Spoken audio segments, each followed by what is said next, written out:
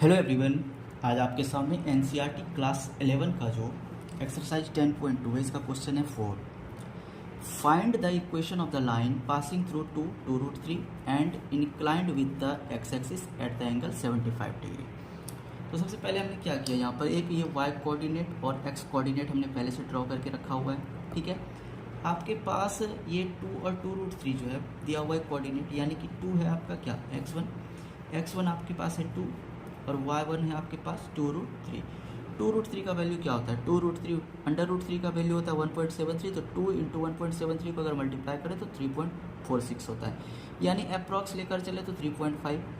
इस कंडीशन पर आपका x है 2 और y है 3.5 समथिंग, यानी यहाँ कहीं पर होगा। तो इस पॉइंट को, ठीक है, इस पॉइंट को कोऑर्डिनेट मानकर हम स्लोप ड्रॉ करते हैं। ठीक है, हमने एक स्लोप ड्रॉ कर लिया। अगर आपने स्लोप ड्रॉ किया तो ये एक्स एक्सिस के साथ 75 डिग्री का एंगल बना रहा है, 75 डिग्री। अब सवाल ये उठता है कि tan 75 डिग्री का वैल्यू कितना होता है। tan 75 डिग्री जनरली हमने पढ़ा है tan 0, 30, 45, 60, 90, but what about tan 75 degree. इस कंडीशन में हम लोग इसको tan 75 डिग्री को लिख सकते हैं tan 45 degree plus 30 degree. Okay, दूसरी बात, ये एक फार्मूला होता है tan x प्लस वाई का। फार्मूला क्या है tan x प्लस वाई का, तो tan x plus tan y by 1 minus tan x into tan y, जहाँ पर कि आपका x है कितना 45 डिग्री है और y कितना है आपके सामने, वो है 30 डिग्री। तो अगर हम tan 75 डिग्री को ब्रेक करें इस फार्मूला पे, तो हम लोग लिखेंगे tan x plus tan y by 1 minus tan x into tan y। Okay, अब देखिए ध्यान से, यहाँ पर tan 45 का वैल्यू होता है 1, tan 30 का वैल्यू होता है 1 बाय अंडर√3। यहाँ पर लिखेंगे 1 माइनस फिर से tan 45 का 1 होता है और इंटू tan 30, यानी कि 1 बाय अंडर√3। सॉल्व करेंगे अगर हम इसको, तो इसको हम लोग लिख सकते हैं अंडर√3 प्लस 1 बाय अंडर√3, और इसको लिख सकते हैं अंडर√3 माइनस 1 बाय अंडर√3। तो अंडर√3 कैंसिल हो गया। इस मुताबिक tan 75 डिग्री का जो आपका वैल्यू आपके पास होगा वो कितना होगा, वो होगा आपके पास अंडर√3 प्लस 1 बाय अंडर√3 माइनस 1, यानी कि हमको थीटा पता चल गया।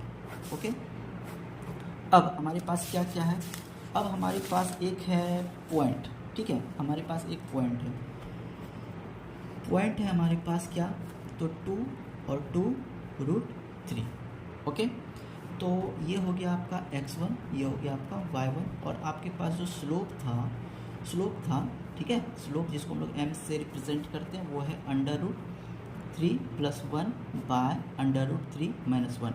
तो पॉइंट है, स्लोप है, तो इसमें अप्लाई होगा formula point slope form. Equation of the line in point slope form क्या होता है, equation of the line in point slope form, वो क्या होता है, वो होता है आपका y माइनस y1 बराबर m into X minus x1। ठीक है, अब आप ध्यान से देखिए इसको, यहाँ पर y एज इट इज़ रहेगा, y1 की जगह हम लोग लिखेंगे 2√3, m की जगह लिखेंगे अंडर√3 प्लस 1 बाय अंडर√3 minus 1, x as it is, और x1 की जगह लिखेंगे 2। अब बाय क्रॉस मल्टीप्लिकेशन हम इसको अगर सॉल्व करते हैं तो यहाँ लिखेंगे अंडर√3 minus 1 into Y minus 2√3 equal to अंडर√3 प्लस 1 इंटू एक्स माइनस 2। अब कुछ नहीं, अब तो बस सॉल्यूशन बचा हुआ है हमारे पास। ठीक है,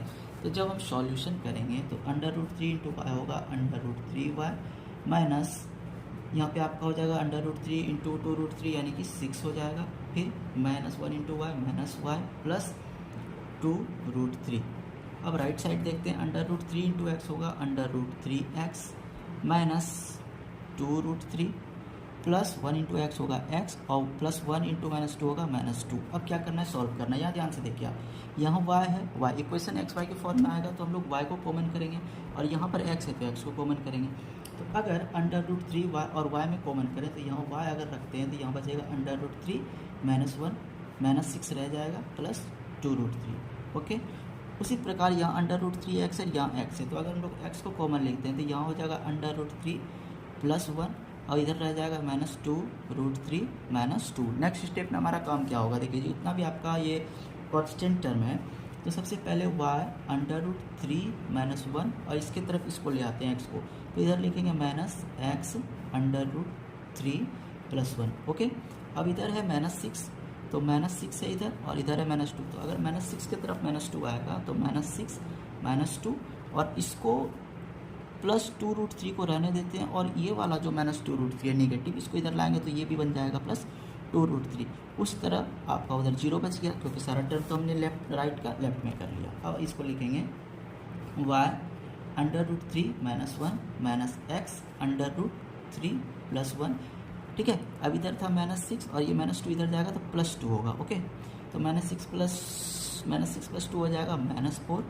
अब एक बात और है, यहाँ 2 रूट 3 है, यहाँ 2 रूट 3, तो हो जाएगा आपका 4 रूट 3 इक्वल टू 0। एक बात और है, यहाँ -4 है, यहाँ 4 है, तो कॉमन कर सकते हैं, तो y under root 3 -1 -x under root 3 plus 1। अब -4 और +4 में अगर हम लोग -4 को कॉमन लें तो यहाँ कुछ नहीं बचेगा, तो क्या बचेगा 1 बचेगा और यहाँ बचेगा आपके पास अंडर रूट 3 इक्वल टू 0। अब एक कहानी दिख रही है हमको, यहाँ है अंडर रूट 3 -1, यहाँ भी है अंडर रूट, यहाँ है आपका अंडर रूट 3 प्लस 1, यहाँ पे अंडर रूट बाद में है, तो आपका तो जनरली ये आपका आंसर हो गया। ठीक है, बट अगर हम चाहें इसको कि नहीं हमको इसको इस रूप में ही लिखना है अंडर रूट 3, तो एक क्या करेंगे y under root 3 -1 -x under root 3 plus 1, कुछ नहीं चेंज करना है। अगर हम under root 1 minus under root 3 को लिखेंगे अंडर रूट 3 -1, तो माइनस कॉमन हो जाएगा और वो जो माइनस कॉमन है वो इस माइनस को प्लस बना देगा, यानी बन जाएगा +4 इक्वल टू 0। यानी कि यही आपके उस इक्वेशन, आपका जो वो लाइन है उसका वो इक्वेशन है। ठीक है, चाहे तो ये आपका आंसर या तो ये आपका आंसर। इस प्रकार आपका एक्सरसाइज 10.2 एक्सरसाइज जो आपका था 10.2 स्ट्रेट लाइन का, इसका क्वेश्चन नंबर 4 का सॉल्यूशन कंप्लीट होता है। ओके, नेक्स्ट वीडियो में हम क्वेश्चन नंबर 5 के सॉल्यूशन के साथ मिलेंगे। Then thanks for watching this video.